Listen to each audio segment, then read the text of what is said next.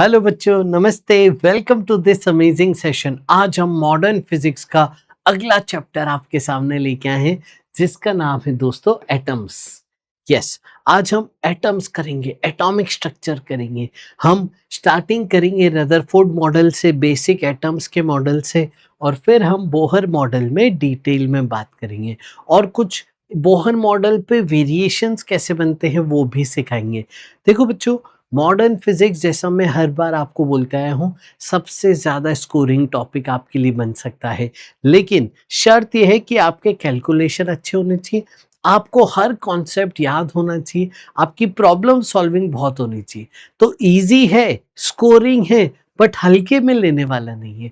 हल्के में बिल्कुल नहीं लेना है, सीरियसली इसको ध्यान देना है, हर एक चीज़ अच्छे से समझनी है, बारीकी से समझनी है। इसीलिए आपको ये लेक्चर बहुत काम आने वाला है। पूरा लेक्चर देखिएगा कंप्लीट लर्निंग के लिए। उसके बाद मार्क्स ऐप पे जाके प्रैक्टिस करना, और टेलीग्राम ग्रुप का लिंक है डिस्क्रिप्शन में, वो ज़रूर ज्वाइन करना। तो आ जाओ बच्चों, let's begin the session. Start करते हैं। सबसे पहले बच्चों, एटॉमिक मॉडल्स कहाँ से शुरुआत हुए थे, ये आपको पता होगा। डेल्टन्स थ्योरी, डेल्टन का स्टार्ट हुआ था मॉडल। क्या कहा गया था? Every material is composed of minute particle known as atoms. हर मटेरियल छोटे छोटे पार्टिकल से बना होता है, उनको कह रहे एटम। ये एटम इनडिविजिबल है, इन्होंने कहा था। इन एटम्स को और तोड़ नहीं सकते। अभी तक कहानी यहीं तक थी बस। It can neither be created nor be destroyed. All atoms of same elements are identical as physically as well as chemically, whereas different elements के atoms की different properties होगी, और ये stable और electrically neutral है। तो आप देखिए कितनी ज़्यादा आउटडेटेड ये थ्योरी थी। स्टार्टिंग में ये थ्योरी थी। फिर आया थॉमसन का atomic model, plum pudding model. Atomic तरबूज की तरह है। यस, एटम एक तरबूज की तरह है। आइए देखिए क्या बोल रहा है। Atom as a whole is electrically neutral. यहां कहानी अब स्टार्ट होने लगी थी इलेक्ट्रॉन की। पॉजिटिव चार्ज जितने हैं उतने नेगेटिव चार्ज इलेक्ट्रॉन्स हैं। यहां से कहानी इलेक्ट्रॉन्स की आने लगी थी। Atom is positively charged sphere. Atom का रेडियस यहाँ पे आइडेंटिफाई किया गया था। इलेक्ट्रॉन्स को एक तरबूज में जैसे उसके बीज एम्बेडेड होते हैं, सीड्स एम्बेडेड होते हैं, वैसे ही आपके इलेक्ट्रॉन्स इस एटम में एम्बेडेड है। ये रहा। तो आपका जो रेड पोर्शन है वो पॉजिटिवली चार्ज प्रोटॉन्स हैं, और ये जो सीड्स एम्बेडेड हैं वो नेगेटिवली चार्ज इलेक्ट्रॉन्स हैं। इस मॉडल के अकॉर्डिंग आप मेरे को बताओ, क्या इलेक्ट्रॉन फ्री टू मूव है? क्या इलेक्ट्रॉन एक्साइट हो पाएगा? क्या इलेक्ट्रॉन आयोनाइज हो पाएगा एटम? बताइए जरा। यहां से समझ में आ रहा है क्या? आप सोचो। आगे पढ़ते हैं। थॉमसन के शॉर्ट कमिंग्स बताइए जरा। तो यहां से मुझे समझ में आ रहा है ना कि इलेक्ट्रॉन को बाहर निकालना कंपैरेटिवली ज्यादा मुश्किल है। अभी जो हम आखिरी के, है ना, आखिरी के लेटेस्ट थ्योरीज पढ़ते हैं, उसमें हमें पता है ना वैलेंस इलेक्ट्रॉन्स भी होते हैं जो सॉरी बेटा, जो न्यूक्लियस से बहुत दूर होते हैं, तो उनको आप बाहर निकाल सकते हो। यहाँ पे आप देखो, ये थ्योरी तो अभी भयंकर आउटडेटेड है। और देखो यहाँ पे आपका शॉर्ट कमिंग्स क्या क्या थी। एक शॉर्ट कमिंग तो हर जगह है कॉमन। क्या? कि आप स्पेक्ट्रम को नहीं एक्सप्लेन कर पाए, है ना। रदरफोर्ड मॉडल में भी यही आ जाएगी शॉर्ट कमिंग, कि स्पेक्ट्रम को नहीं एक्सप्लेन कर पाए। दूसरा, स्कैटरिंग ऑफ अल्फा पार्टिकल्स को इस मॉडल से आप एक्सप्लेन नहीं कर पाए। अब आते हैं हम रदरफोर्ड मॉडल पे। पहली बार न्यूक्लियस की बात हुई है। पहली बार एक कॉन्क्रीट एटॉमिक मॉडल मिला है। यहां से एकदम सोचने का नजरिया बदल गया। इंसानियत को और गहराई से पता पड़ा एटम्स के बारे में, प्रोटॉन्स इलेक्ट्रॉन्स के बारे में, न्यूक्लियस के बारे में, वर्किंग कैसी है, पहली बार पता पड़ा यहाँ पे। ये भी एक्यूरेट नहीं था। इसके बाद बोहर मॉडल आए, फिर उसमें और सारे प्रिंसिपल्स जुड़े, लेकिन इसने पहली बार न्यूक्लियस के बारे में बताया। पहली बार यहाँ पे इलेक्ट्रॉन के ऑर्बिट्स के बारे में बात की गई। तो आइए देखिए कैसे ये रिमार्केबल हो गया। और अच्छी बात देखो, एक और चीज हम आपको बताएं। इन्होंने किया क्या? एक्सपेरिमेंट किया जिसमें अल्फा पार्टिकल के स्कैटर किया था गोल्ड फॉइल पे, और किसके साथ किया, गीगर और मार्सडेन के साथ किया। तो इनके स्टूडेंट्स थे बेटा, तो इनके स्टूडेंट्स का नाम भी इस रिसर्च पेपर में इन्होंने मेंशन किया था। जनरली ऐसा नहीं होता है लोग अपने, है ना, स्टूडेंट्स के नाम को मेंशन नहीं करते, बट इन्होंने वो मेंशन किया था। इनफैक्ट एनसीईआरटी में भी इनका नाम मेंशन है। आइए आगे पढ़ते हैं। तो देखिए बड़ा ही सुंदर सा यहाँ पे सेटअप है। यहाँ पे एक रेडियो एक्टिव एलिमेंट था। Radio active element alpha decay कर रहा था। अल्फा क्या है बच्चे, अल्फा है हीलियम का nucleus, He+2 ion is alpha. तो अल्फा रे डीके कर रहा है, अल्फा रे एमिट हो रही है। इसको लेड के एक बॉक्स में रखा था, वहां पे एक छोटी सी बीम जाने की जगह दी गई थी, वहां से एक बीम आई। फिर से एक लेड की स्क्रीन थी, वहां पे भी एक पूरा ये बीम एकदम बढ़िया डिजाइंड हो और ये ऐसे उसमें, है ना, इधर उधर ना जाए, एकदम फोकस्ड हो, लेजर की तरह हो। इस तरीके से वेल पैरेलल बीम बनाने के लिए एक और लेड स्क्रीन बना दी, उसमें होल था। उससे पास किया गोल्ड फॉइल की तरफ। गोल्ड फॉइल काफी थिन थी, पतली सी गोल्ड फॉइल पे आपने पास किया। उसके बाद आपने पूरी तरफ ZNS स्क्रीन रखी थी, और अब आपसे ZNS स्क्रीन पे जब अल्फा पार्टिकल टकराते थे तो वहां पे सिंटिलेशंस प्रोड्यूस होते थे, चमक चमक चमक चमक, चमकीले तारे टाइप एकदम आ जाता था जहां पे अल्फा पार्टिकल ZNS पे टकराते थे। तो देखिए यहाँ पे बड़ा इंटरेस्टिंग हुआ। ठीक है, alpha particle are emitted by some radioactive material like polonium kept inside a thick lead box. A very fine beam of alpha particle is passed through a small hole in the lead screen. This well collimated beam मतलब laser की तरह parallel full focused beam is then allowed to fall on the thin gold foil. ठीक है, while passing through the gold foil, alpha particles are scattered through different angles. Zinc sulfide screen was placed on the other side of the gold foil. The screen was movable to receive alpha particle कहीं भी 0 से 180 degree में। जब alpha particle strike करते हैं screen पे, एक flash of light, एकदम टिमटिमाता हुआ स्क्रीन आपको दिखता है। आइए सबसे पहले मेरे को बताओ गोल्ड का एटॉमिक नंबर क्या होगा, जरा सा बताओ तो। गोल्ड का एटॉमिक नंबर क्या होगा? गोल्ड का एटॉमिक नंबर है 79। ये आपको याद होना चाहिए, ये बेसिक सेटअप पूरा याद होना चाहिए। ठीक है, गोल्ड फॉइल की थिकनेस देखिए 10⁻⁻7 मीटर, 10⁻⁻6 मीटर, माइक्रोमीटर से थोड़ी सी छोटी, माइक्रोमीटर टाइम्स में ये गोल्ड फॉइल की थिकनेस ली गई थी, बहुत छोटी। तो जब आपने अल्फा बीम भेजी गोल्ड की तरफ, तब आपके बहुत इंटरेस्टिंग ऑब्जर्वेशंस मिले। तो मैक्सिमम रेस तो सीधे चली गई थी, most alpha particles pass through straight चली गई। अब आप सोचो, आपने गोल्ड से पास कराया और अल्फा रेस सीधी चली गई, सीधे किस जा रही है? सबसे पहले तो ये सवाल है। चलो ठीक है, मैक्सिमम सीधे हो गई। फिर कुछ अल्फा पार्टिकल्स में एंगल का डेविएशन आया, और कुछ अल्फा पार्टिकल ज्यादा एंगल से डेविएट हुए, कुछ अल्फा पार्टिकल और ज्यादा एंगल से डेविएट हुए।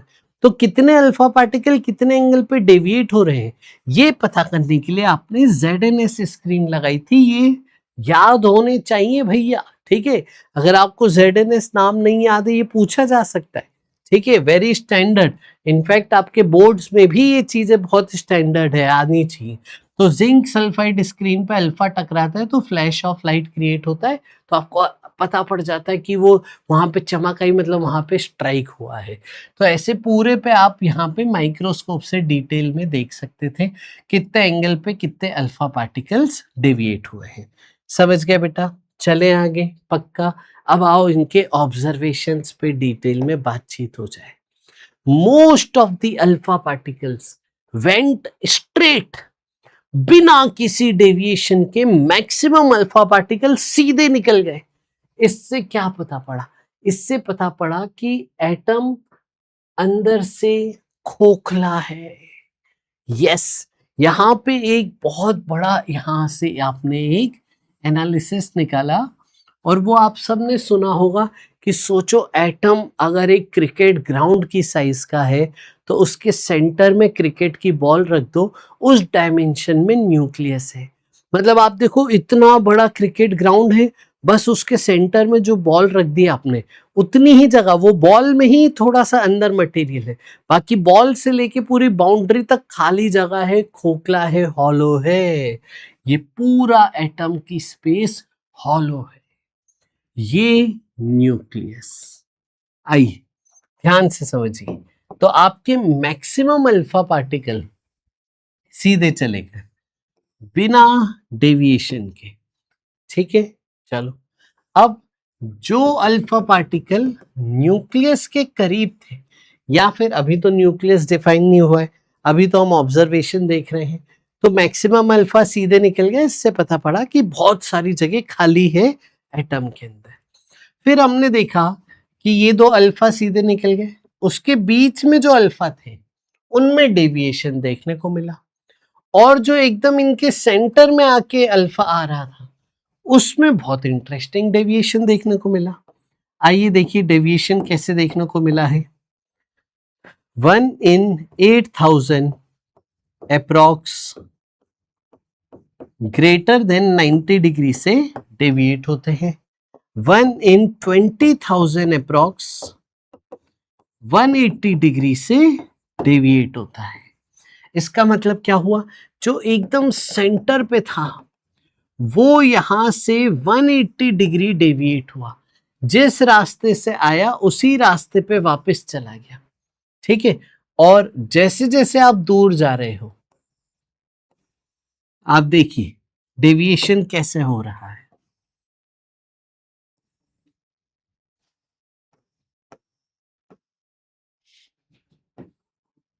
इस तरीके से डेविएशन हो रहा है, जैसे जैसे दूर जा रहे डेविएशन का एंगल कम होते जा रहा है। आइए, तो सबसे ज्यादा सीधे चले गए तो इसलिए हॉलो है। फ्यू पार्टिकल्स स्कैटर्ड और deflected through considerably large angles, few particles even turned back towards the source itself. इससे क्या पता पड़ा कि आपका मैक्सिमम डेविएशन सिर्फ इसी रीजन से मिला, साइड वाले रीजन तो सीधे चले गए, मैक्सिमम डिवीजन उनके बीच से मिला। तो उससे पता पड़ा कि सेंटर में कोई चीज है जो रिपल्शन दे रही है। सबसे पहले तो रिपल्शन दे रही है, तो रिपल्शन कैसे दे सकती है। Alpha basically positive charge particle था, अल्फा पॉजिटिवली चार्ज पार्टिकल था बच्चों, हीलियम +2 था अल्फा। एम आई राइट बेटा। तो आपको ये पता पड़ा कि पॉजिटिव चार्ज, इसका मतलब सेंटर में है, न्यूक्लियस सेंटर में है, एटम के सेंटर में है। तो पता पड़ा एंटायर पॉजिटिव चार्ज, और सारा मास ऑलमोस्ट कहाँ पे कंसंट्रेटेड है, सेंटर पे, और उसको नाम दिया गया यहाँ पे न्यूक्लियस। आया बेटा समझ में। फिर यहाँ पे और एनालिसिस किया गया, न्यूक्लियस की साइज 10 की पावर -15 मीटर के आसपास थी, न्यूक्लियस का रेडियस मास नंबर की पावर 1/3 के प्रोपोर्शनल था।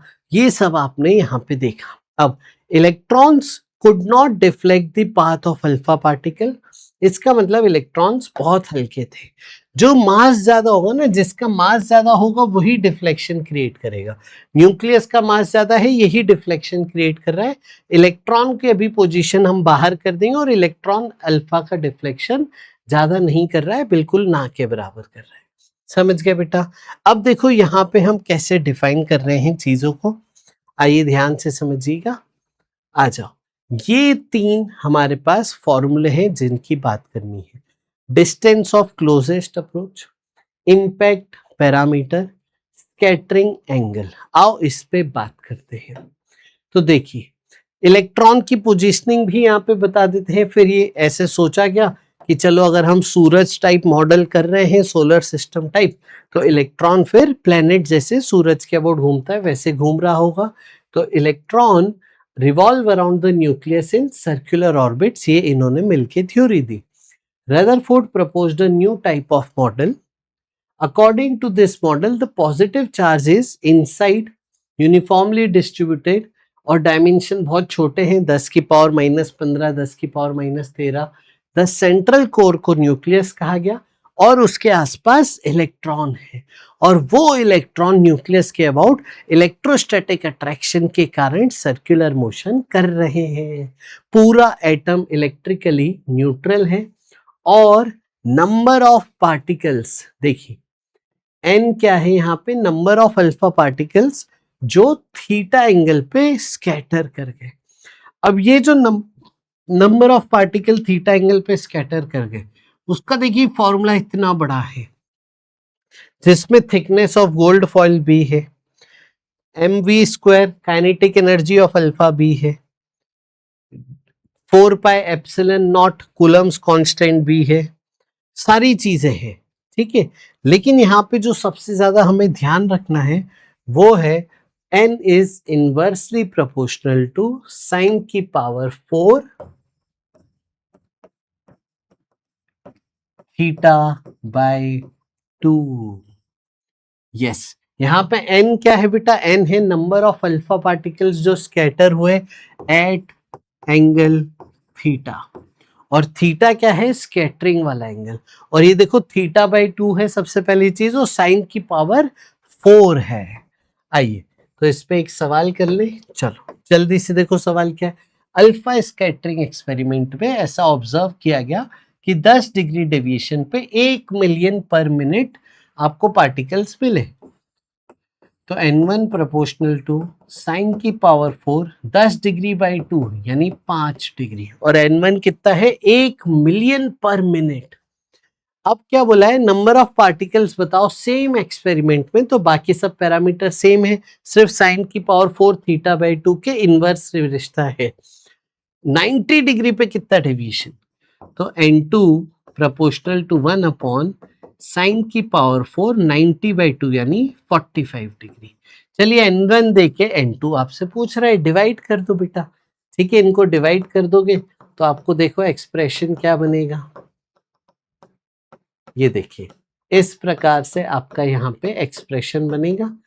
तो n1 की वैल्यू 10 की पावर 6, 1 मिलियन मतलब 10 लाख, 10 की पावर 6 यहाँ पे रख दीजिए, इंटू साइन की पावर 4 इंटू 5 डिग्री, और ये कितना होता है बेटा 1/√2 की पावर 4, 1/2 1/2, ये हो जाएगा 4, तो 4 इधर मल्टीप्लाई हो जाएगा, ये n2 की वैल्यू फिर ये आ जाएगी, ये है पर मिनट।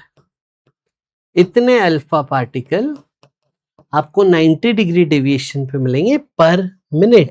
अब देखिए साइन की power 4 5 degree, 5 degree sine 5 degree बहुत छोटा होगा, साइन 0 तो 0 है, तो बहुत छोटा होगा ये, ठीक है। इसको फिर यहाँ रख के सॉल्व कर सकते हैं।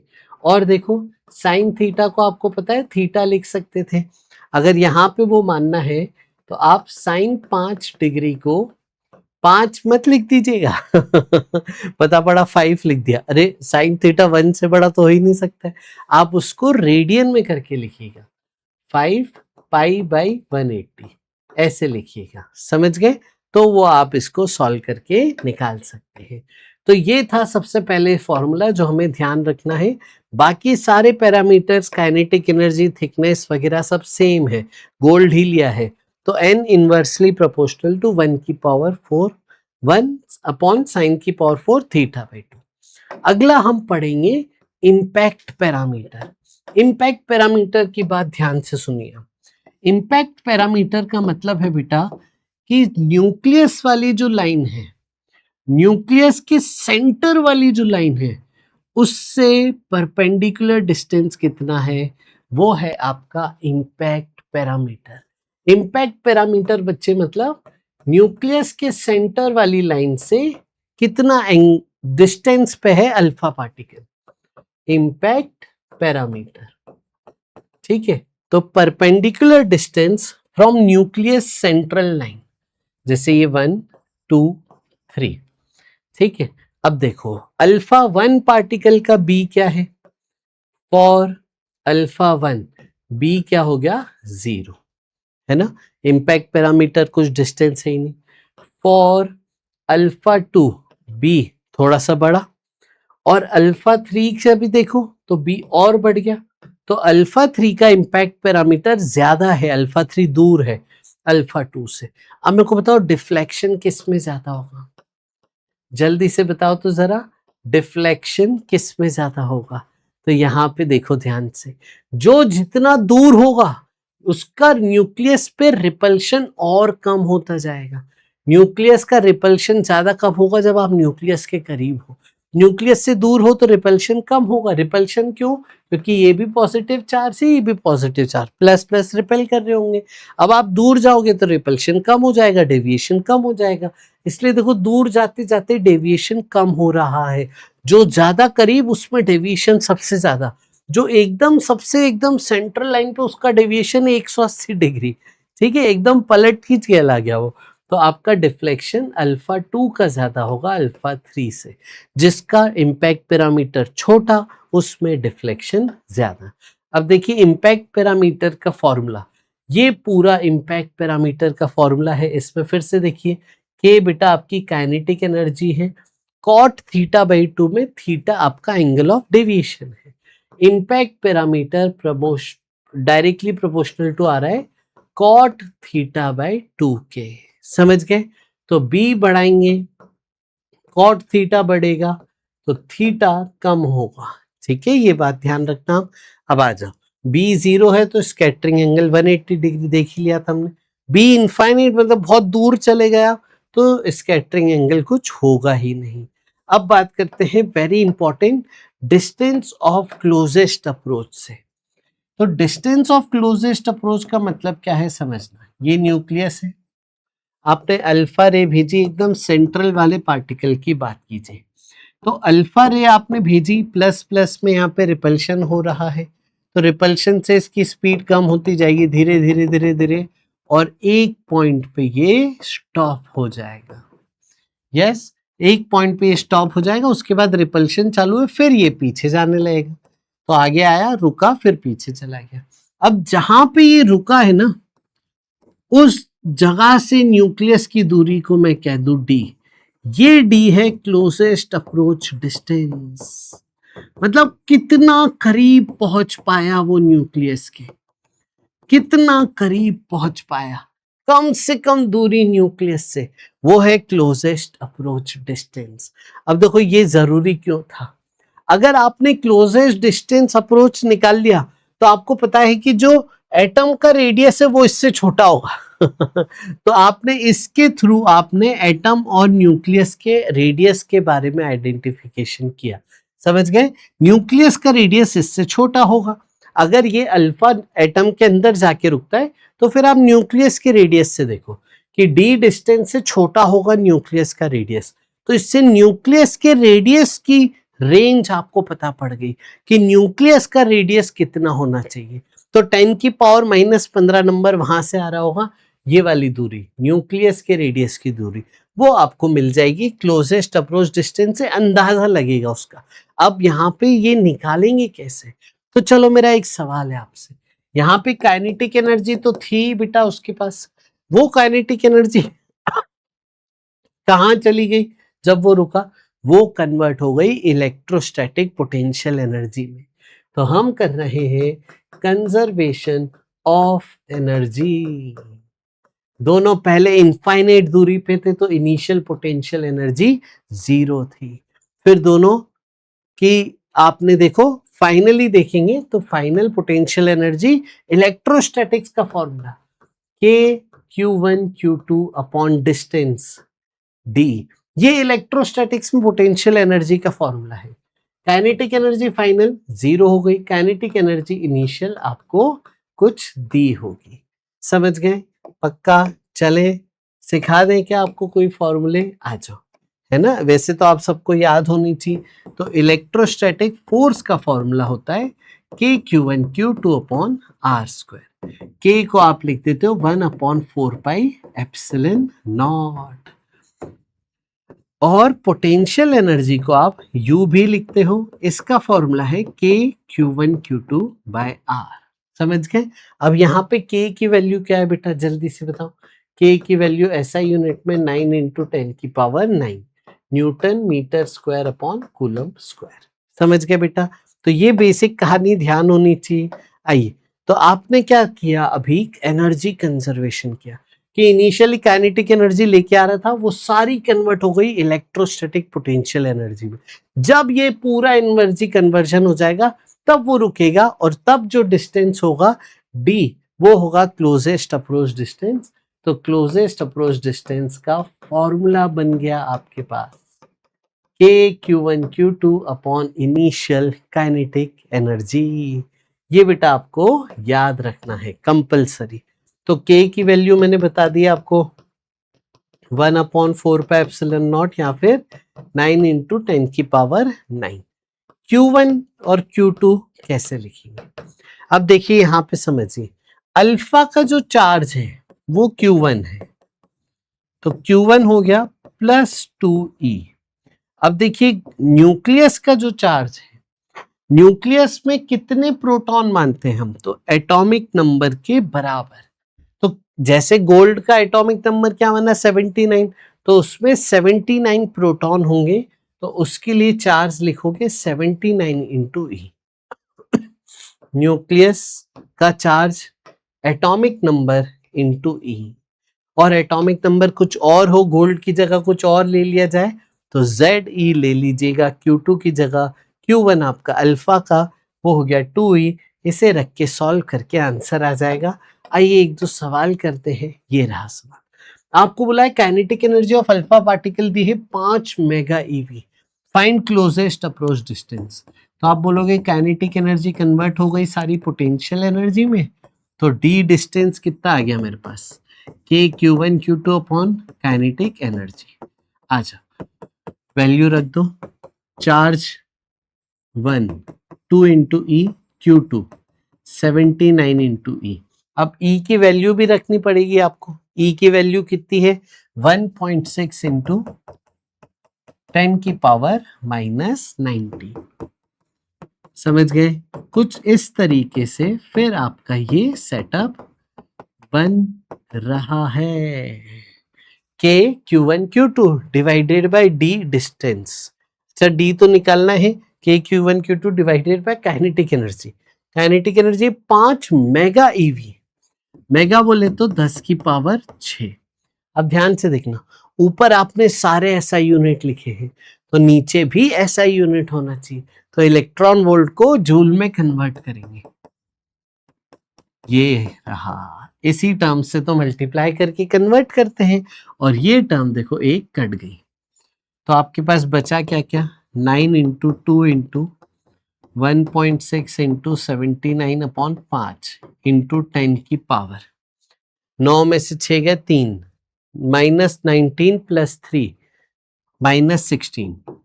ये आपके पास फाइनल सेटअप बन रहा है।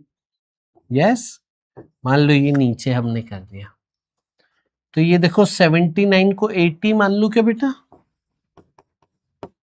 थोड़ा सा अप्रोक्सीमेशन करके देखो तो जरा, फिर 5 से काटो तो जरा, ये रहा।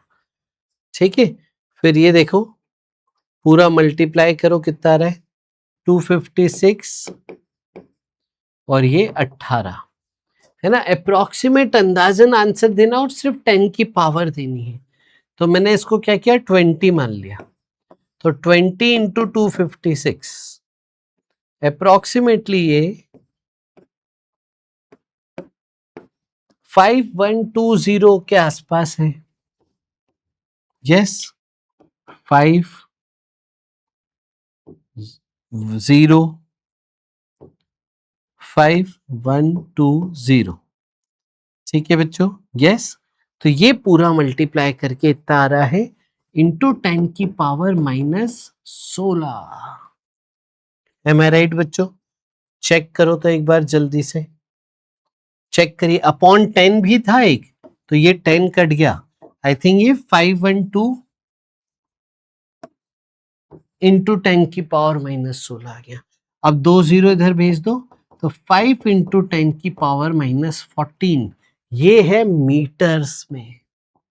अब आपको बोला है इंटू 100 करके, यूनिट देखिए सेंटीमीटर में आपको बताना था, तो इंटू 100 कर दो, सिर्फ 10 की पावर बतानी थी, तो -12 सेंटीमीटर। -14 इंटू 100, तो वो -14 + 2 10 की पावर -12 बन जाएगा, जो कि ऑप्शन ए में आंसर था। आया बेटा समझ में? तो डिस्टेंस ऑफ क्लोजेस्ट अप्रोच निकालने आना चाहिए, इम्पैक्ट पैरामीटर की कहानी पता होनी चाहिए, थीटा के साथ कैसे प्रोपोर्शनल है और एन कैसे प्रोपोर्शनल है, ये सब अगर आपको पता है तो आप बोहर मॉडल में जाने के लिए तैयार है। ड्रॉबैक्स ऑफ रदरफोर्ड मॉडल, देखो सबसे पहले तो स्पेक्ट्रम नहीं बताता है ये तो कॉमन ड्रॉबैक। अब यहाँ पे आ जाते हैं, according to electromagnetic theory, Maxwell की थ्योरी के हिसाब से हमने सीखा था कि कोई भी चार्ज पार्टिकल एक्सेलरेट होता है तो वो एनर्जी रेडिएट करता है इलेक्ट्रोमैग्नेटिक वेव्स के टर्म्स में। अब ये घूम रहा है तो एक्सेलरेशन तो है सर्कुलर मोशन का, तो इसको भी रेडिएट करनी चाहिए एनर्जी। अगर ये घूमते घूमते एनर्जी रेडिएट करेगा तो इसकी खुद की एनर्जी कम हो जाएगी, कम होते होते वो नीचे स्पाइरल करते करते खत्म हो जाएगा, वो एकदम कोलैप्स कर जाता, रेडियस स्टेबल रहता ही नहीं। ये होता अगर आप बोल रहे हो मैक्सवेल की थ्योरी या इलेक्ट्रोमैग्नेटिक थ्योरी के अकॉर्डिंग, उसको रदरफोर्ड एक्सप्लेन नहीं कर पाए थे। अब आ रहे हैं हम हमारे अगले बोहर मॉडल पे। यस, चलो बोहर मॉडल चलने से पहले एक छोटा सा सवाल और, ठीक है, जल्दी से बताना मेरे को, इनमें से क्या पॉसिबल नहीं है? ठीक है, अल्फा पार्टिकल का कौन सा रास्ता इनमें से पॉसिबल नहीं है? ठीक है, चलो ये बताओ, 1 2 3 4, इनमें से कौन सा रास्ता पॉसिबल नहीं है? बताइए जरा, चलिए जल्दी से बताइए फटाफट। तो 1 तो पॉसिबल है, होता ही है, 2 भी पॉसिबल है, होता ही है, 4 भी पॉसिबल है, होता ही है। अब ध्यान से सुनना, 3 क्यों नहीं पॉसिबल है? क्योंकि अल्फा पॉजिटिव चार्ज है ना, तो पॉजिटिव पॉजिटिव की तरफ कैसे झुक गया? पॉजिटिव तो रिपेल होना चाहिए, इसीलिए ये गलत हो गया। समझ गए? इस बात का आपको ध्यान रखना है। और जो हमारा क्लोजेस्ट अप्रोच डिस्टेंस था उसका भी फॉर्मूला अच्छे से ध्यान रखना, Q1 Q2 upon initial kinetic energy alpha की। अगर अल्फा की स्पीड दी हो बेटा तो आप फिर काइनेटिक एनर्जी उसकी ½mv² लिख देना। समझ गए? चलिए बोहर मॉडल पे आते हैं। सबसे पहले बोहर मॉडल किसके लिए वैलिड है? 1 इलेक्ट्रॉन स्पीशीज के लिए। 1 इलेक्ट्रॉन स्पीशीज मतलब हाइड्रोजन He+, Li+2 ऐसे चलते जाएगा। ये सिर्फ 1 इलेक्ट्रॉन स्पीशीज के लिए ही वैलिड है। इसने डिफाइन कर दिए 3 पोस्टुलेट्स, बहुत इंपॉर्टेंट है बेटा यहाँ पे बोहर के 3 पोस्टुलेट्स, इसी से तो डिफाइन हुआ सब कुछ। सबसे पहला पोस्टुलेट, स्टेशनरी ऑर्बिट्स, ऑर्बिट से एनर्जी रेडिएट नहीं होगी, ऑर्बिट में एनर्जी स्टेशनरी है। बोहर ने बोला एनर्जी स्टेशनरी मानना है। Electrons revolve around a positive charge nucleus in specific non radiating circular orbits without illuminating any electromagnetic radiation. और घूमने के लिए जो सेंट्रिपिटल फोर्स चाहिए वो आपका कूलम अट्रैक्शन दे रहा है, वो तो सही बात है, पता ही था। ये सुपर इंपॉर्टेंट है, भयंकर इंपॉर्टेंट है। तो इन्होंने बोला कि हम सिर्फ वही ऑर्बिट में इलेक्ट्रॉन को रख सकते हैं जहां पे आपका जो एंगुलर मोमेंटम है, एंगुलर मोमेंटम का ये फॉर्मूला होता है mvr, एंगुलर मोमेंटम क्वांटाइज्ड हो या फिर इंटीग्रल मल्टीपल हो किसका? h/2π का, n इंटू h/2π। इसको बोलते हैं angular momentum is quantized. Quantized मतलब किसी एक छोटी टर्म का मल्टीपल टेबल बन रहा है, h/2π into 1, h/2π into 2, h/2π into 3, ऐसे चलता जाएगा। n यहाँ पे ऑर्बिट नंबर है, principal quantum number. Electron can only be in that orbit, only वही ऑर्बिट अलाउड है जहां पे orbital angular momentum is integral multiple of h/2 h/2 को ऐसे h बार भी लिख सकते हैं। और इलेक्ट्रॉन एक स्टेशनरी ऑर्बिट में है। आइए इसको कैसे यूज करेंगे देखते हैं। इलेक्ट्रॉनिक एनर्जी के ट्रांजिशन पे अब बात करते हैं। तीसरा पोस्टुलेट्स, इन्होंने कहा कि आपके एनर्जी लेवल्स हैं, first orbit, second orbit, third orbit, fourth orbit. तो जैसे जैसे ऊपर जाते जाओगे एनर्जी लेवल्स बढ़ते जा रहे हैं ऑर्बिट के। अगर आपको नीचे से इलेक्ट्रॉन को ऊपर लेके जाना है तो आपको उसको एनर्जी देनी पड़ेगी। अगर आप ऊपर से नीचे इलेक्ट्रॉन को लेके आ रहे हैं तो उसकी एनर्जी लॉस हो रही है। वो एनर्जी लॉस इलेक्ट्रोमैग्नेटिक वेव्स के फॉर्म में बाहर आएगा। अगर आपको नीचे से ऊपर भेजना है तो भी आपको एनर्जी इलेक्ट्रोमैग्नेटिक वेव्स के फॉर्म में एनर्जी देनी पड़ेगी। अब आप बोलो कितनी एनर्जी देनी पड़ेगी, तो ये देखो जो एनर्जी का गैप होगा ना, एनर्जी हाई जहां पहुंचाना है माइनस एनर्जी लो, उन ऑर्बिट्स के बीच के एनर्जी गैप को आपको देना पड़ेगा। तो इलेक्ट्रोमैग्नेटिक वेव की एनर्जी यानी फोटोन की एनर्जी hc/λ या फिर h इंटू फ्रीक्वेंसी, इसको आप लिख दो एनर्जी गैप। ये आपका फॉर्मूला हो गया जो आपको यूज करना है ट्रांजिशन के दौरान। तो ये तीनों पोस्टुलेट ध्यान रखने हैं। पहला स्टेशनरी ऑर्बिट, दूसरा क्वांटाइज्ड एंगुलर मोमेंटम, तीसरा जब भी कोई ट्रांजिशन होगा तो एनर्जी रिलीज या एब्सॉर्ब होगी। फिर उसके बाद आपने बोहर मॉडल का यूज करके रेडियस ऑफ ऑर्बिट डिराइव किया, स्पीड को डिराइव किया, momentum, angular velocity, time period, frequency, orbital current, angular momentum, centripetal acceleration, kinetic energy, potential energy, total energy, और अंत ही नहीं है।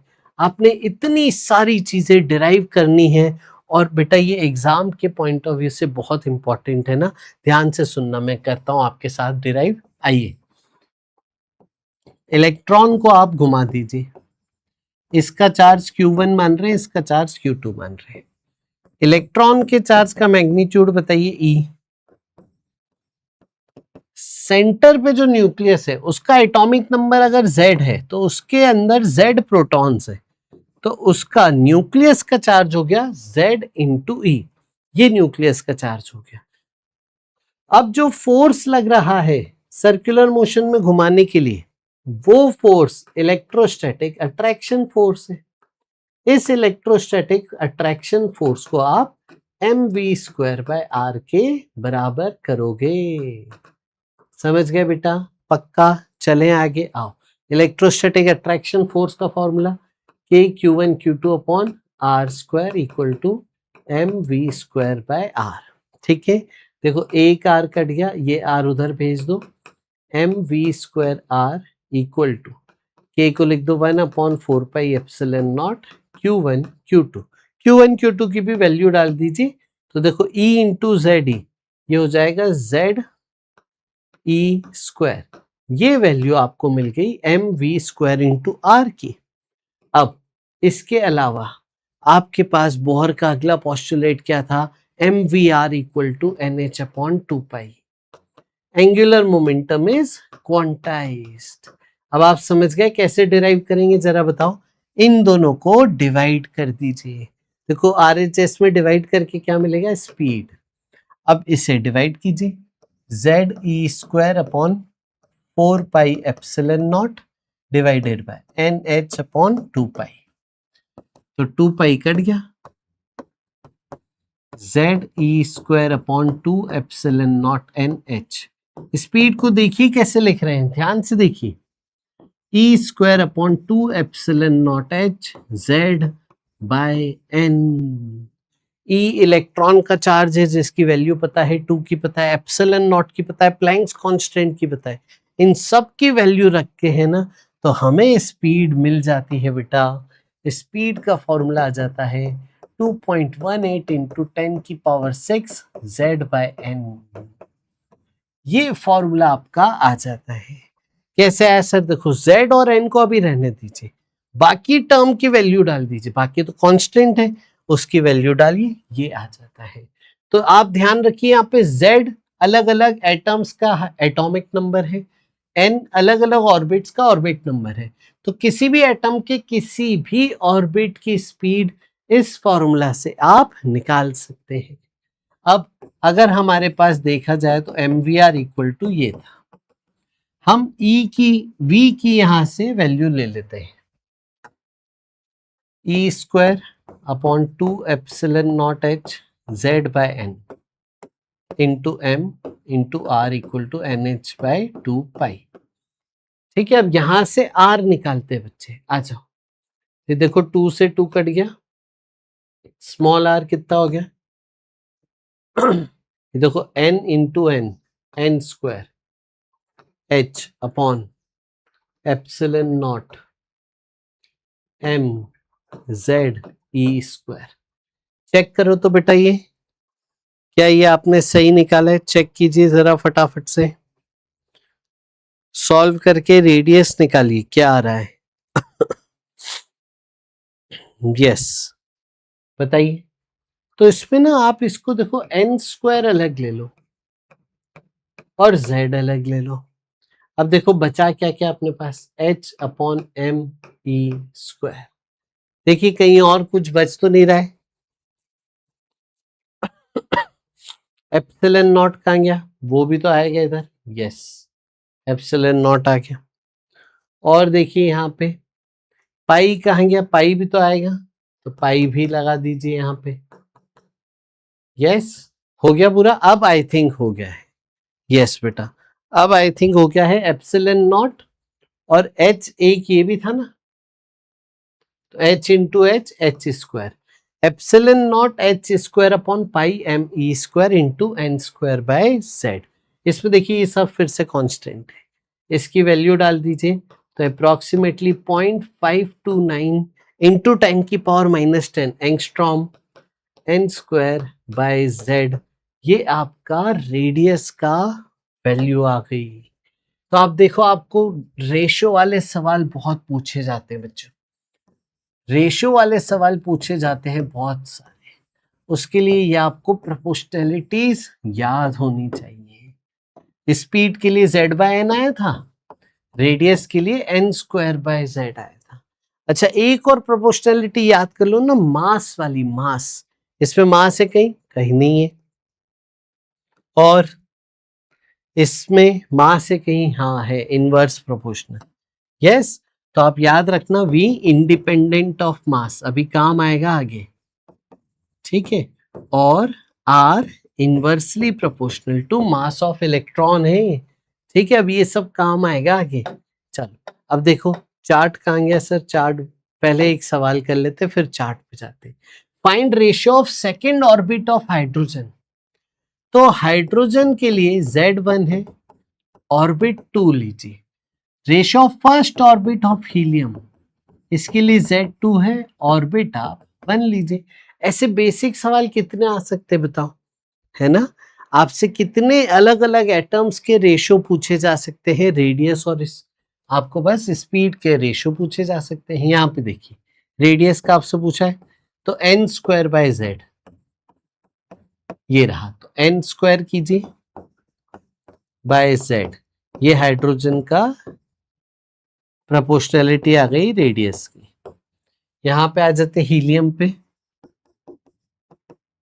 n स्क्वायर फर्स्ट ऑर्बिट था तो n1, n square by z, z इसका 2, तो ये हो गया बच्चे 1/2। ठीक है, अब आप रेशियो ले लो,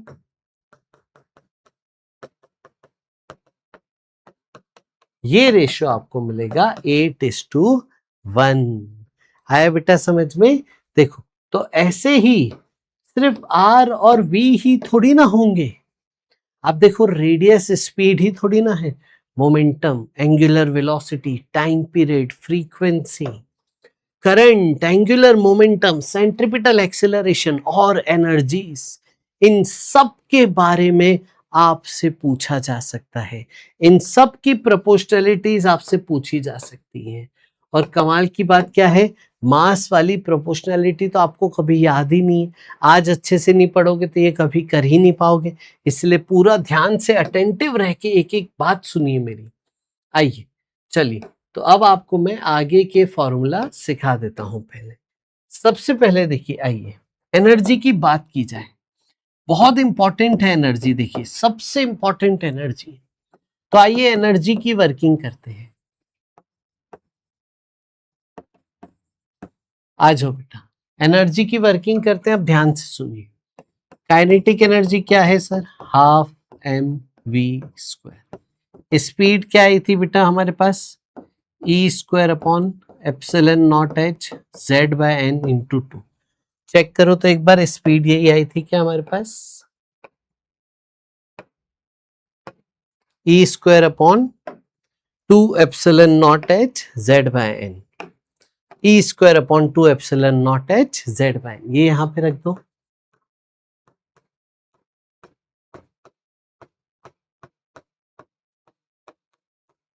ये रहा, तो एम ई की power 4 upon 8 epsilon naught square h square z square by n square. ठीक है, ये काइनेटिक एनर्जी आ गई। अब देखो अगली कहानी सुनो, पोटेंशियल एनर्जी क्या थी, के Q1 Q2 बाय आर। इस बार मैंने आपको बताया ही था के Q1 Q2 बाय आर लेंगे। अब मेरे को ये बताओ Q1 क्या रखेंगे। देखो पोटेंशियल एनर्जी पढ़ाते टाइम हमने सिखाया था आपको कि चार्ज विथ साइन रखना होता है। जब फोर्स लिखते हो तब सिर्फ मैग्नीट्यूड लिखते हो, लेकिन पोटेंशियल एनर्जी नेगेटिव भी आपको रिपोर्ट करनी होती है, तो यहाँ पे चार्ज विथ साइन आपको लेना होता है। तो Q1 को आप माइनस ई लीजिए, इलेक्ट्रॉन का चार्ज। Q2 को आप जेड ई लीजिए, न्यूक्लियस का चार्ज।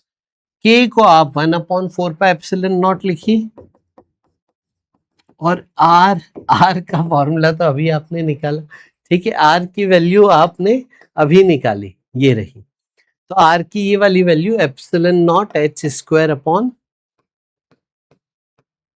पाई एम ई स्क्वायर, सही लिखा है, yes, into n square by Z.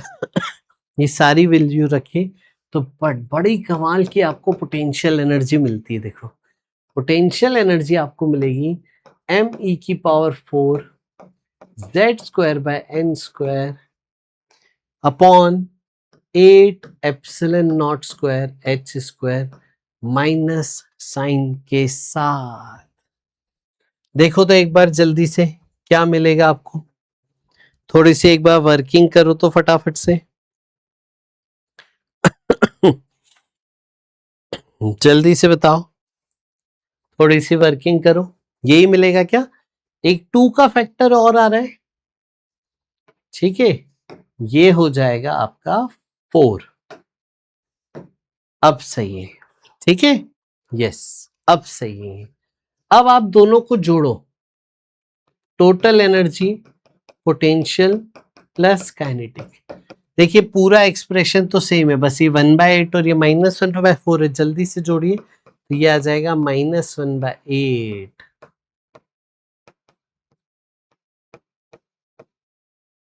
ठीक है, z square by n square.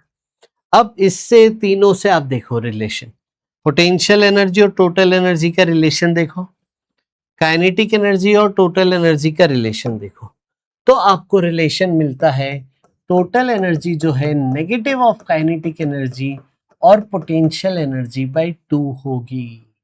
Potential energy negative है, काइनेटिक एनर्जी पॉजिटिव है, total energy negative. System attractive है, बाउंड है, इसीलिए टोटल एनर्जी नेगेटिव आती है।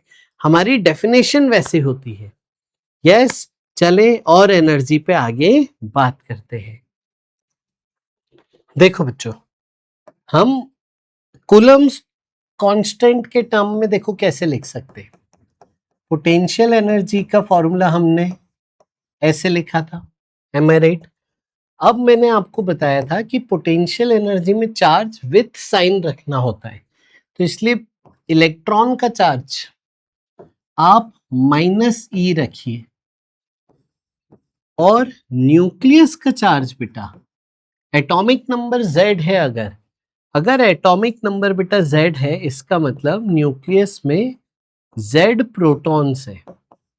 जैसे एटॉमिक नंबर 4 है तो 4 प्रोटॉन्स, 5 है तो 5 प्रोटॉन्स, 10 है तो 10 प्रोटॉन्स। तो जितना एटॉमिक नंबर उतने प्रोटॉन, एक प्रोटॉन का चार्ज प्लस ई। ठीक है, Z प्रोटॉन है अगर तो चार्ज हो गया Ze। अब ये दोनों अगर मैं इसमें पुट करता हूं तो देखिए पोटेंशियल एनर्जी क्या आ जाता है, माइनस के ZE²/R। ठीक है, ये आप ध्यान रखिएगा पूरा अच्छे से। अब देखो टोटल एनर्जी जो था वो potential energy plus kinetic energy था। ठीक है, अब बहुत इंपॉर्टेंट एक्सप्रेशन आया है जो आप ध्यान से सुनो। अभी जो हमने लिखा ये बहुत इंपॉर्टेंट एक्सप्रेशन है। टोटल एनर्जी जो है वो पोटेंशियल एनर्जी का हाफ आता है, तो टोटल एनर्जी इसका हाफ हो जाएगा, माइनस के ZE²/2R। समझ गए? अगर R रेडियस के टर्म्स में और कूलम्स के टर्म्स में, कूलम्स लॉ, कूलम्स कांस्टेंट के टर्म्स में बताना है तो इस तरीके से बताएंगे।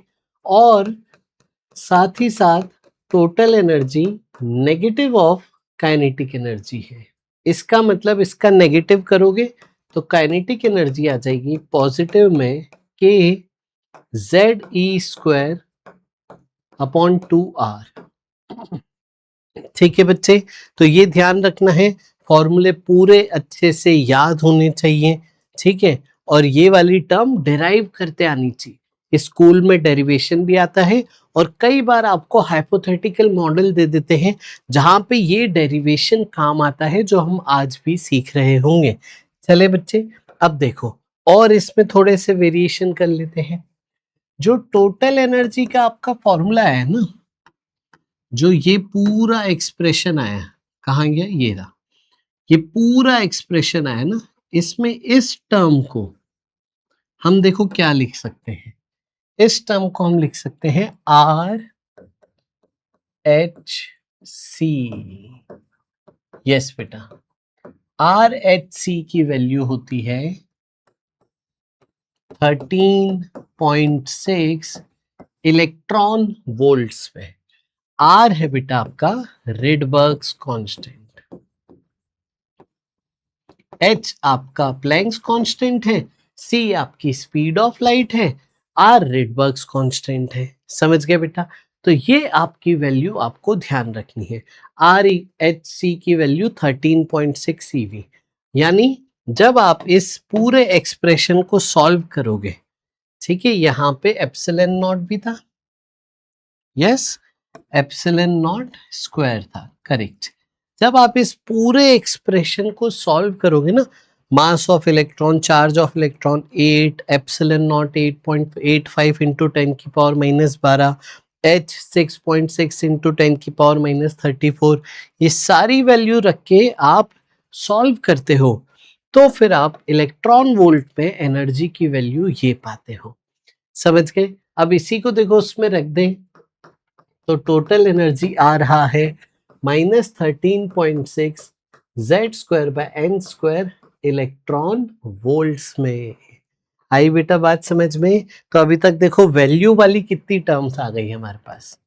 रेडियस आ गया 0.529 एंगस्ट्रॉम n²/z, स्पीड आ गई 2.18 इंटू 10⁻6 Z/n, ये मीटर पर सेकेंड में। ठीक है बच्चे, और देखो ये वाली जो टर्म है ना, ये basically speed of light divided by 137 है, ये वाली जो वैल्यू है। ठीक है, और टोटल एनर्जी की भी वैल्यू आ गई -13.6 Z²/n² इलेक्ट्रॉन वोल्ट्स। तो इससे आप किसी भी एलिमेंट के किसी भी इलेक्ट्रॉन ऑर्बिट की रेडियस, स्पीड और टोटल एनर्जी निकाल सकते थे। और टोटल एनर्जी से फिर पोटेंशियल एनर्जी कैसे निकालोगे? Total energy equal to potential by 2 करके। टोटल से काइनेटिक कैसे निकालोगे? इससे, इस तरीके से आप पहले टोटल निकालना, फिर पोटेंशियल पूछे तो इसका और काइनेटिक पूछे तो इसका यूज करना।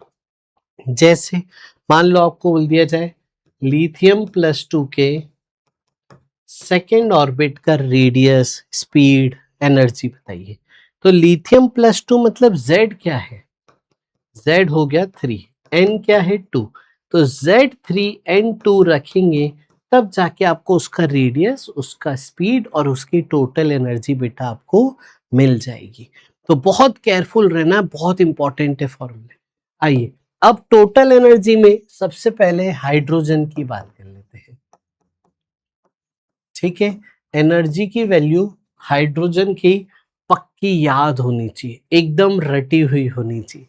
आ जाओ, तो हाइड्रोजन के लिए बात करें तो Z1 टोटल एनर्जी हो जाएगा -13.6 Z²/N² EV।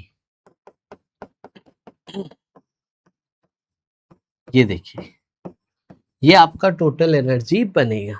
अब इसकी वैल्यू डालते जाओ, n = 1 रखो तो ये वैल्यू आती है बेटा -13.6 EV। सेकेंड रखिए n = 2 तो ये आ जाएगी -3.4। फिर n = 3 रखिए -1.51। n = 4 रखिए बेटा -0.85 EV। अब देखो यहाँ पे एक दो चीजों पे मैं आपका ध्यान आकर्षित करना चाहता हूँ। सबसे पहले तो ये बताओ कौन सी एनर्जी ज्यादा है, सबसे पहले कौन सी एनर्जी ज्यादा है, ये ज्यादा है कि ये ज्यादा है। तो देखो माइनस साइन को कंसिडर करके ही बताना, ठीक है। -2 बड़ा है कि 0 बड़ा है, तो 0 बड़ा है -2 से, यस, बस वही लॉजिक से। तो यहाँ पे इंफिनिटी पे जाओगे तब जाके जब आप इनफाइनाइट ऑर्बिट पे जाओगे तब जाके टोटल एनर्जी 0 हो जाएगी। तो आपकी एनर्जी ऊपर जाते जाते बढ़ रही है। ऊपर वालों को इसीलिए क्या बोलते हैं, हाइयर एनर्जी ऑर्बिटल्स। ऊपर वाले हो गए हाइयर एनर्जी ऑर्बिटल्स, नीचे वाले लोअर एनर्जी ऑर्बिटल्स। ठीक है, मैग्नीट्यूड आप देखो मॉड में नहीं देखना है, माइनस साइन के साथ देखना है। इन्फिनिटी पे 0 तो वो सबसे ज्यादा लेवल ऑफ एनर्जी और फिर धीरे धीरे कम होती जा रही है, ये सबसे कम एनर्जी है। तो अब आगे चलते हैं। अब देखिए ये आपको डायग्राम मैंने बड़ा स्पेसिफिक बनाया है। गैप देखो आप, गैप के बारे में क्या समझ में आ रहा है, ये गैप डिक्रीज होते जा रहा है, energy gap decreases between adjacent as we move up। जैसे जैसे हम ऊपर जाते जाते हैं जो एनर्जी गैप है बिटवीन द ऑर्बिट्स वो कम होता जाता है। देखो सबसे पहले तो आपको हाइड्रोजन की ये वाली वैल्यूज याद होनी चाहिए, फिर आपको ये गैप भी याद होने चाहिए। यस, अभी आप देखोगे गैप का बहुत महत्व है। तो हाइड्रोजन के एनर्जी गैप मतलब high energy minus low energy. तो आप पहले 2-1 का गैप निकालिए, फिर आप 3-1 का गैप निकालिए, फिर आप 4-1 का गैप निकालिए। समझ गए बेटा, जल्दी से आ जाओ इसके गैप निकालो। तो आप देखो 2 और 1 को सब्ट्रैक्ट करोगे ना तो ये आ जाएगा 10.2 EV। ठीक है, याद होना चाहिए एकदम ही, है ना। फिर आगे बढ़ते हैं, 1 और 3 को देखिए 13 में से 1 करेंगे 2, फिर ये 6 में से 51.9 तो 12.09 EV। ये आपका 3 और 1 के बीच में आएगा। फिर 1 और 4 के बीच में माइनस कर आ जाएगा ना जब, तो ये आ जाएगा 12 देखिए जल्दी से बताइए कितना आ जाएगा, ये अप्रोक्सीमेटली ये आ जाएगा 12.75 EV। सही है बच्चे, जल्दी से माइनस करके चेक करके बताओ तो फटाफट, क्या हमने सही लिखा है? जल्दी से माइनस करो, सही लिखा है? देखो ये तो आपको ध्यान होने ही चाहिए, एनर्जी लेवल्स, एनर्जी गैप भी रटा हुआ होना चाहिए। आपको रटा हुआ होना चाहिए। कभी भी सवाल में आपको डेटा मिल जाए 12.75 ईवी तो आपके दिमाग में तुरंत स्ट्राइक करना चाहिए, अरे तो हाइड्रोजन में 4 और 1 के बीच का गैप है। समझ गए? चलिए अब हीलियम की भी बात कर लेते हैं। यहाँ पे हीलियम के लिए आप क्या लिखोगे? Z इक्वल टू 2, तो आपकी टोटल एनर्जी हो जाएगी -13.6 Z square upon n square EV. तो देखिए टोटल एनर्जी क्या हो गया, आप देखिए 4 से मल्टीप्लाई कीजिए तो आपका इस प्रकार से एक्सप्रेशन बनेगा।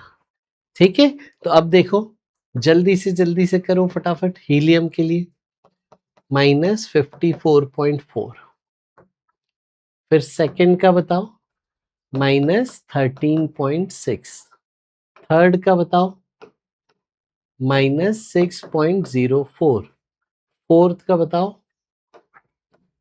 -3.4। ठीक है, ऐसे चलते जाएगा। तो ये आपका हीलियम के एनर्जी लेवल्स हो गए।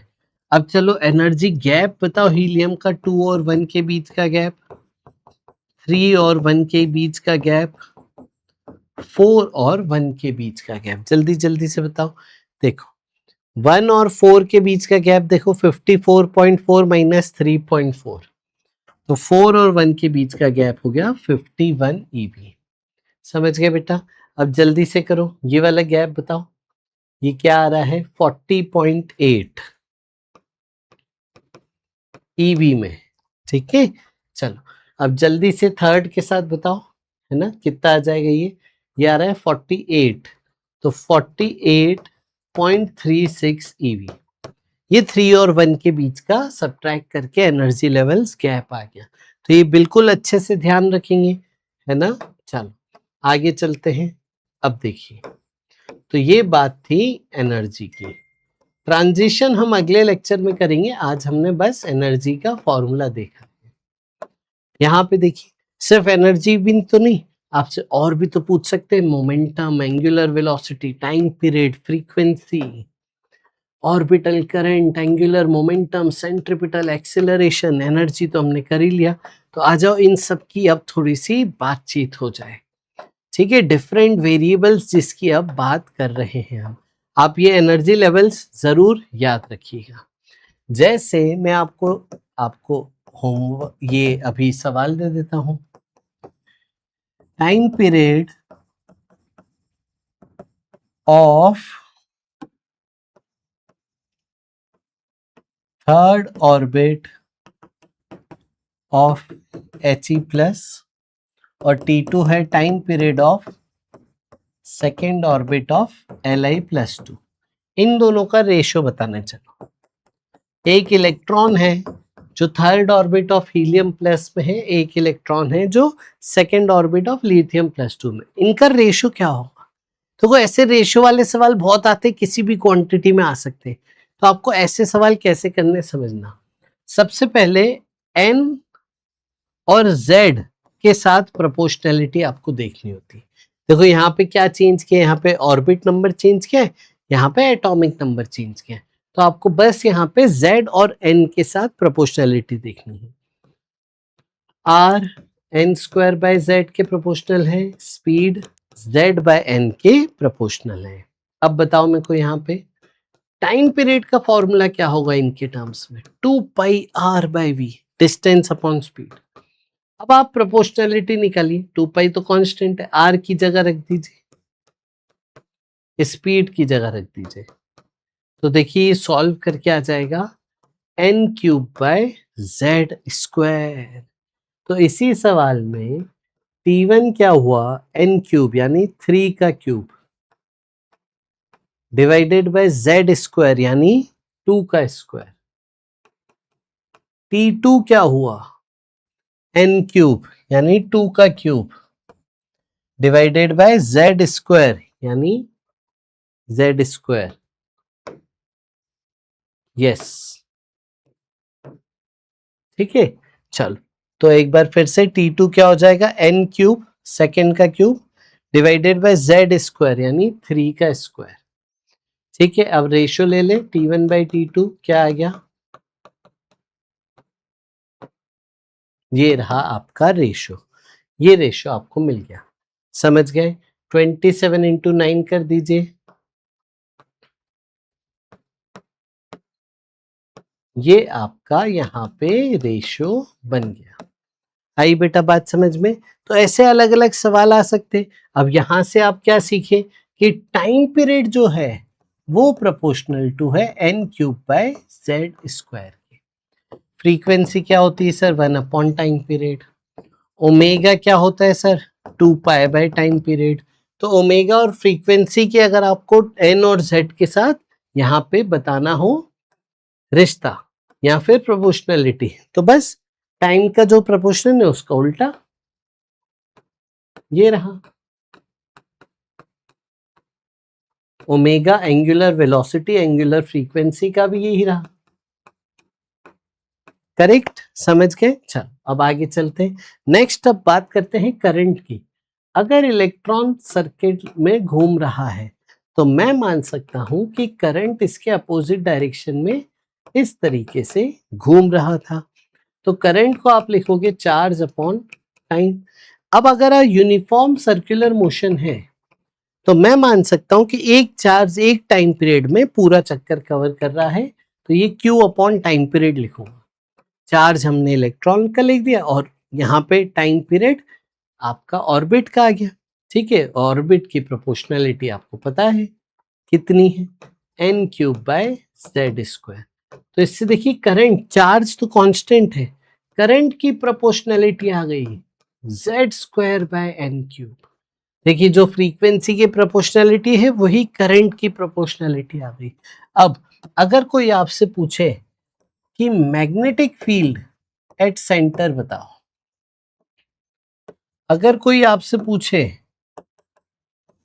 करंट कैरिंग वायर मान के मैग्नेटिक मोमेंट बताओ, तो कैसे करोगे।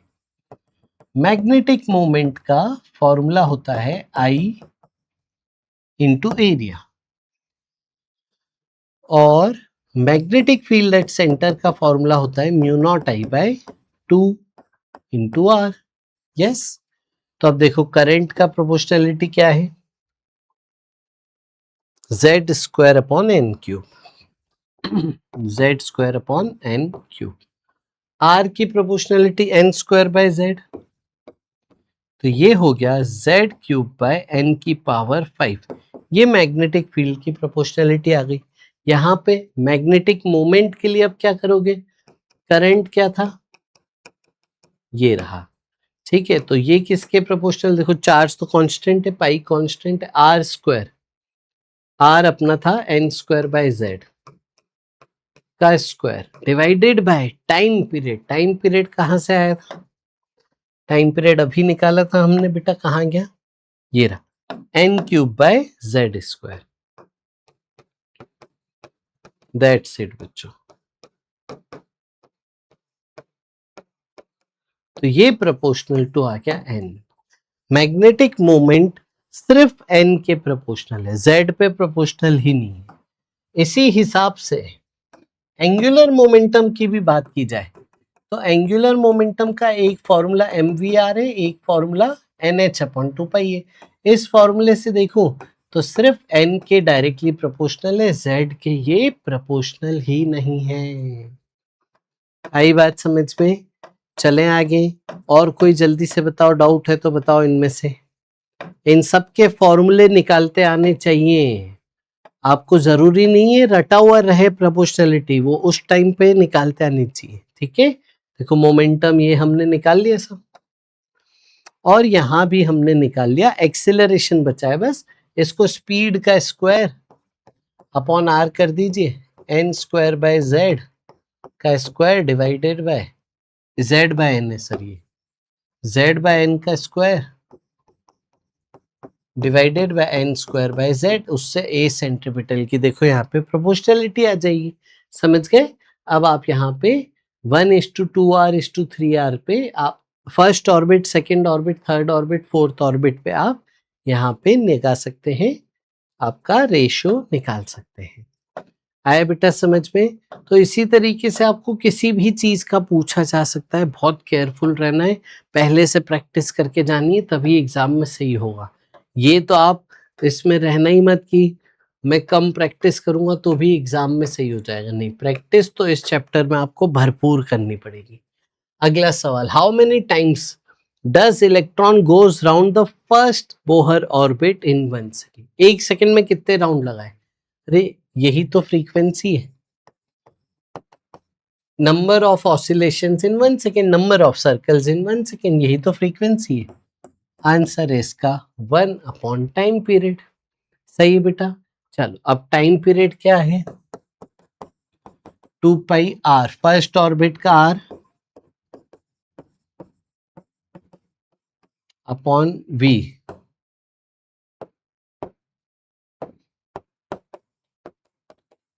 ये रहा, समझ गए? टाइम पीरियड आ गया। अब इसका रेसिप्रोकल ले लीजिए तो फ्रीक्वेंसी आ जाएगी।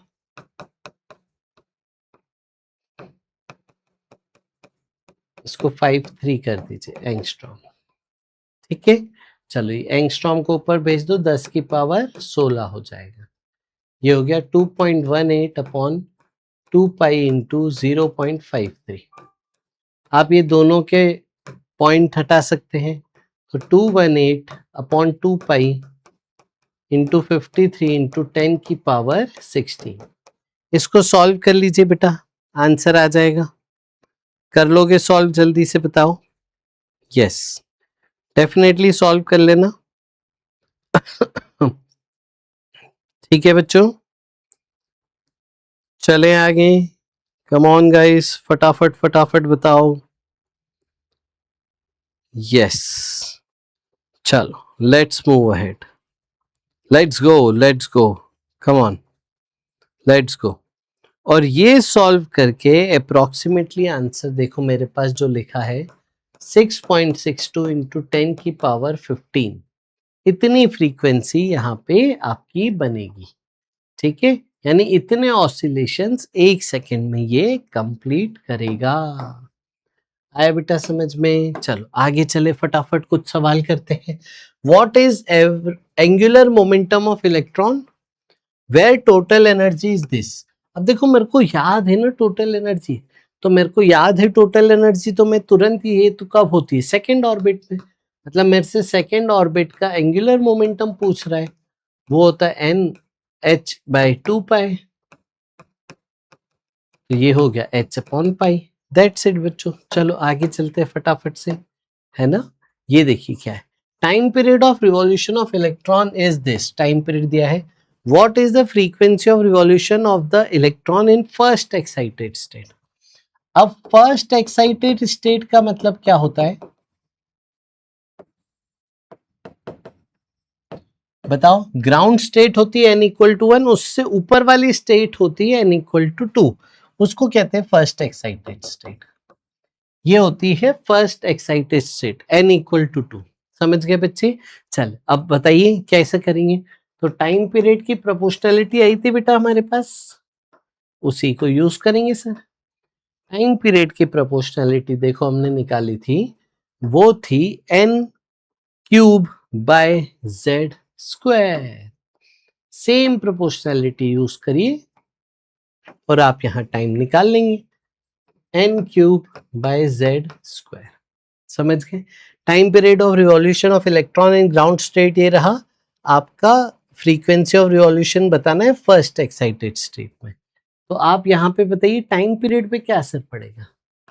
n=2 रखिए, टाइम पीरियड क्या हो जाएगा? 2 का क्यूब 8 टाइम्स। तो फ्रीक्वेंसी क्या होगी? 1/8 टाइम्स। तो नई फ्रीक्वेंसी क्या होगी? 1/8 टाइम्स ऑफ पुरानी फ्रीक्वेंसी, यानी पुराना टाइम पीरियड। ये रहा, इसको बस आप सॉल्व कर लीजिए। ठीक है, तो आपका आंसर आ जाएगा।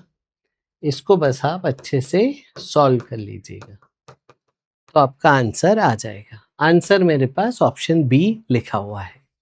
ठीक है बच्चे, आगे चलें। चलो अगला सवाल देखिए, ये रहा। According to Bohr theory the time average magnetic field at center of the hydrogen due to motion of electron in nth orbit is proportional to। ये तो अभी निकाला था आई थिंक हमने, magnetic field at centre. Magnetic field at centre देखो किसके proportional है, z cube by n की पावर 5। सिर्फ n का बताना है तो 1/n की पावर 5। इसका मतलब ऑप्शन बी। चलिए आगे चल रहे हैं। Next, find the kinetic energy, potential energy in total energy of hydrogen atom if potential energy in first orbit is taken as 0। बेटा देखो ये ना एक हाइपोथेटिकल केस दे देते हैं, ये हाइपोथेटिकल केस दे देते हैं। अगला वाला सवाल भी ऐसे ही है, हाइपोथेटिकल केस मान के आपको फिर वर्किंग बनानी पड़ती है, खुद से सॉल्व करना पड़ता है। आपको बोला है kinetic energy, potential energy first और सेकंड ऑर्बिट की बताइए। पहले इनिशियली हम बात कर लेते हैं। इनिशियली टोटल एनर्जी क्या है बेटा, ये टोटल एनर्जी है। काइनेटिक एनर्जी इसका प्लस होती है, पोटेंशियल एनर्जी इसका डबल होती है। ये हमने निकाल लिया। अब क्या बोला है, फर्स्ट ऑर्बिट की पोटेंशियल 0 कर दी जाए। फर्स्ट की 0 कर दिया जाए मतलब इसमें क्या जोड़ दिया जाए, 6.8। फर्स्ट ये नहीं है सर, फर्स्ट ये ऑर्बिट है। 27.2 जोड़ दिया जाए। तो अगर आप 27.2 जोड़ देंगे पोटेंशियल में, काइनेटिक में तो कुछ चेंज नहीं आएगा, एज इट इज रहेगा। टोटल में जोड़ना होगा 27.2। तो नई जर्नी, नया केस का टाइम पीरियड बताइए, नया केस का टाइम टोटल एनर्जी बताइए। काइनेटिक तो वही रहेगी सेम, उसमें कोई चेंज नहीं। पोटेंशियल 0 हो गई। यहां पे देखिए हो गया प्लस 13.6। आ रही बात समझ में। अब हम सेकेंड ऑर्बिट की बात करेंगे। देखो आपका रेफरेंस पॉइंट चेंज हो गया है। कंसेप्ट समझे सर ने सॉल्व कैसे किया, रेफरेंस पॉइंट चेंज हो गया है। देखो पोटेंशियल एनर्जी 1 की 2, ऐसे हर एक की ऑर्बिट की रहेगी। अब आपने इसको 0 कर दिया तो इतनी वैल्यू सब में जोड़ दी जाएगी। अभी 0 कहाँ था, इन्फिनिटी पे। अब 0 यहाँ पे आ गया तो इसकी जो पोटेंशियल एनर्जी थी वो अब सब में जोड़ दी जाएगी। तो ये लॉजिक आपको लगाना था। आई बात समझ में। तो ये फाइनली टोटल एनर्जी आपका बन जाएगा।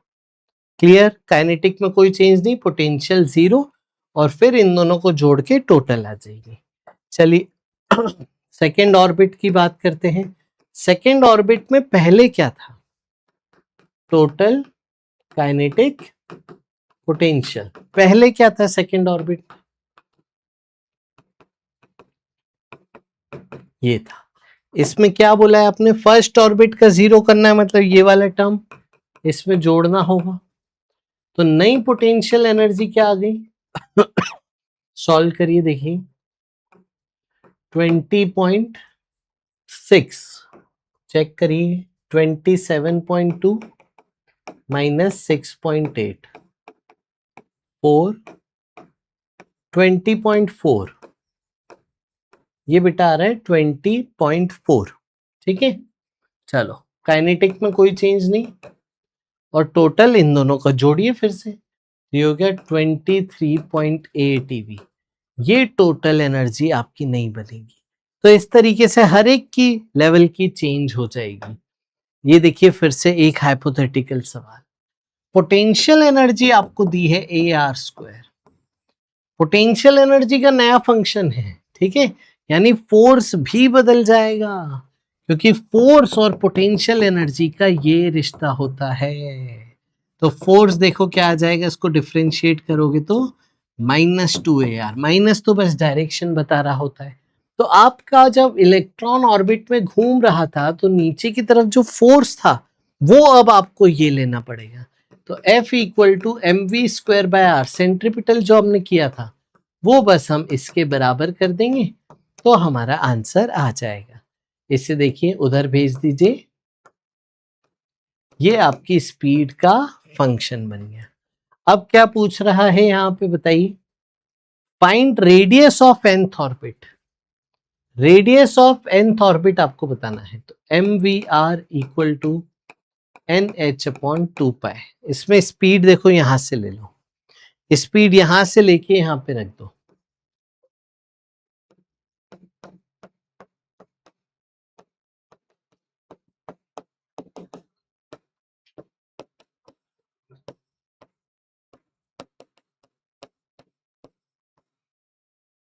और ऊपर ये रहा, ठीक है।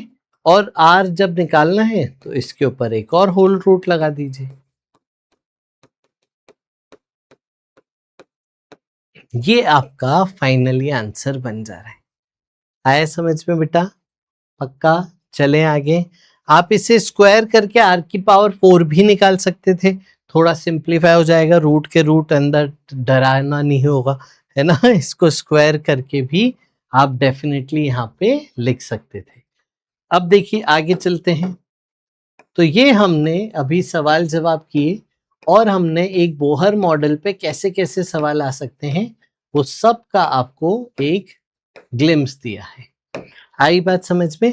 अब जो नेक्स्ट लेक्चर होगा उसमें हम emission spectrum, absorption spectrum, transition की एनर्जी, रेडबर्ग्स फॉर्मूला, एक इलेक्ट्रॉन दूसरे ऑर्बिट, एक ऑर्बिट से दूसरे ऑर्बिट जा रहे हैं तो क्या करेंगे, ये सारी बातें हम अगले लेक्चर में डिस्कस करेंगे। मिलते हैं अगले लेक्चर में बच्चों। पूरे भारत में शेयर कीजिएगा ये सेशन। तब तक के लिए bye bye, take care, God bless you.